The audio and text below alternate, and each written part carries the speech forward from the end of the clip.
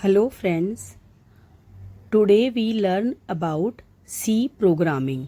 हम आज ये पढ़ेंगे कि C प्रोग्राम को हम कैसे राइट डाउन करते हैं और उसके लिए हम किस सॉफ्टवेयर का यूज़ करते हैं।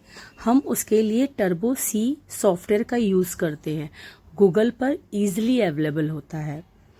अब हमने इसको यहाँ पे ओपन किया। ओपन करने के बाद में यहाँ सबसे लास्ट में लिखा है स्टार्ट टर्बो C++। इस पर क्लिक करेंगे तो एक विंडो ओपन होके आएगी। ये एक विंडो है, मैंने प्रोग्राम ऑलरेडी एक कर रखा है इसलिए वो आया, तो इसलिए हम सबसे पहले एक नई विंडो ले लेंगे और उसमें हम अपने प्रोग्राम को राइट डाउन करेंगे। सबसे पहले हम अपने प्रोग्राम में हेडर फाइल्स को इंक्लूड करते हैं। ये हमारी हेडर फाइल्स इसमें कुछ फंक्शंस को यूज़ करने में हेल्पफुल होती है।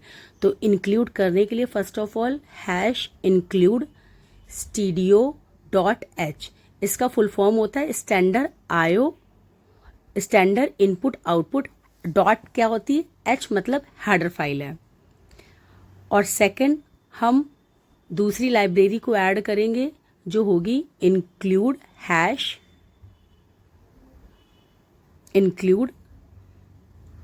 conio.h।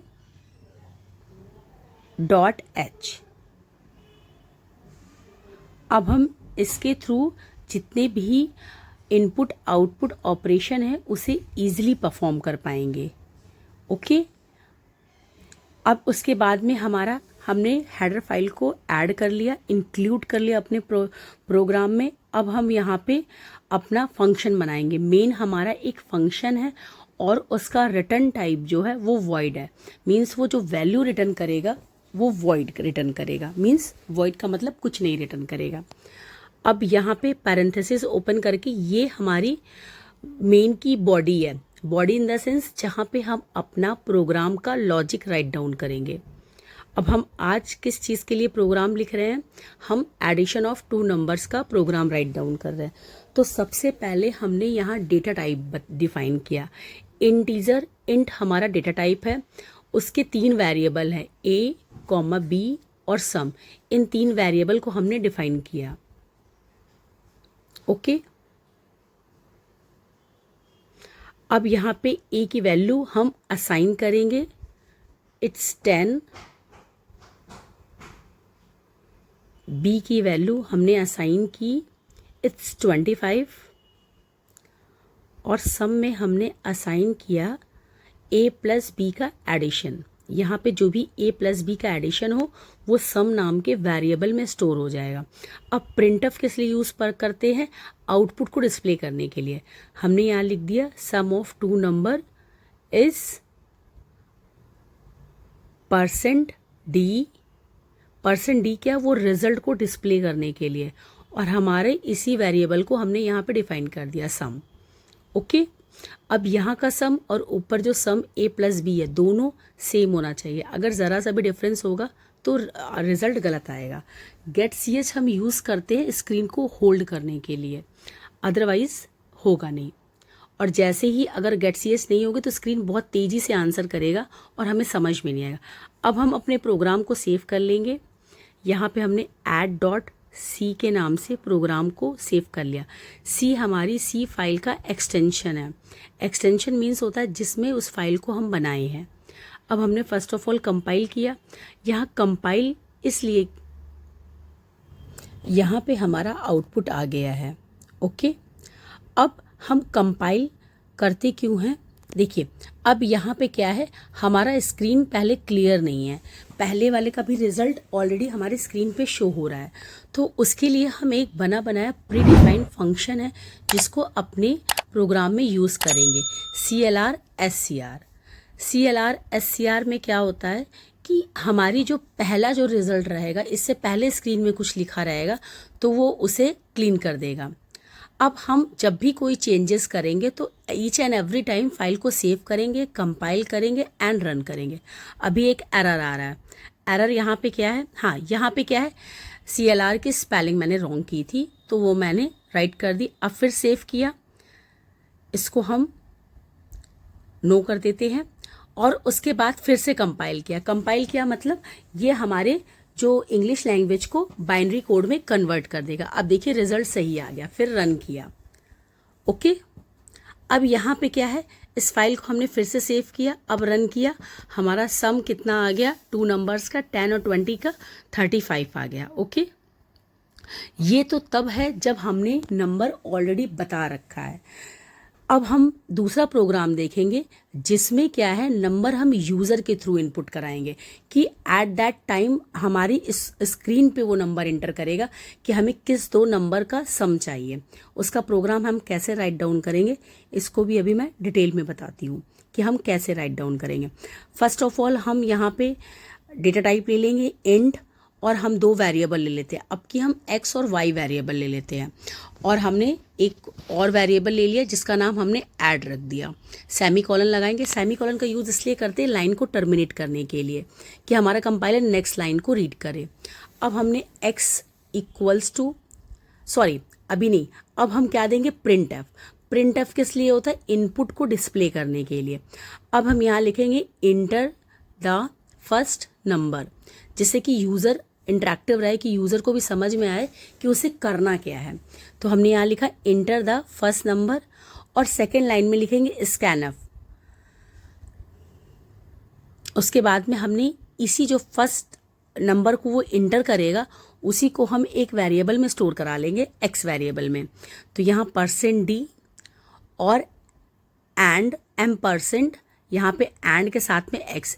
एंड क्या शो कर रहा है, उसका वो लोकेशन मेमोरी में एक वेरिएबल उसने डिक्लेयर कर दिया x में, और जो भी यूज़र इंटर करेगा फर्स्ट में वो जाके x में स्टोर हो जाएगा।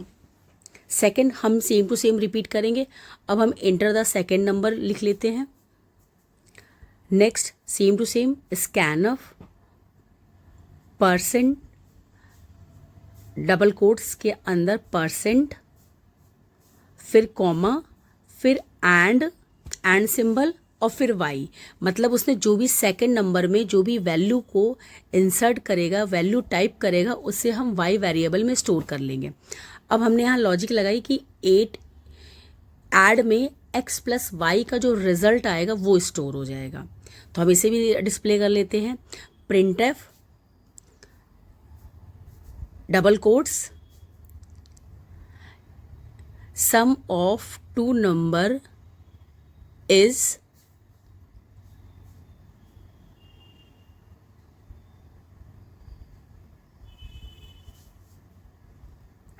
अब यहाँ पे %d, फिर इन्वर्टेड कॉमा के बाहर कॉमा, फिर हमने यहाँ लिखा ऐड।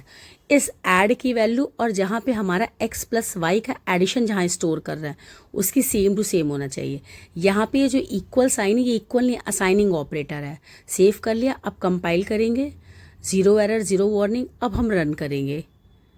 यहाँ पे 1 एरर क्या आ रही है यहाँ पे, ओके। स्कैनफ का जो है S कैपिटल हो गया, C जो हमारी है केस सेंसिटिव लैंग्वेज है, स्मॉल s का मतलब अलग होगा, कैपिटल S का मतलब अलग होगा, इसलिए हम यहाँ पे क्या करेंगे, इसको स्मॉल s कर देंगे। ओके। कंपाइल में यही बेनिफिट होता है कि जहाँ जिस लाइन पे एरर आएगी वो हमें बता देगा कि हमारा एरर पॉइंट क्या है। यहाँ पे सेम टू सेम है। अब हम इसे फिर भी अभी कंपाइल करेंगे, मैंने अभी राइट नहीं किया है। ये देखिए अब जाके इसकी एरर अभी रन, अभी भी एरर है। तो यहाँ पे हम क्या करेंगे, इसके स्कैनफ को सेकंड वाले जो इंटर द नंबर है इसके स्कैनफ को S लिख देंगे सिंपली। ओके, तो ये हमारी मिस्टेक जो है राइट हो जाएगी।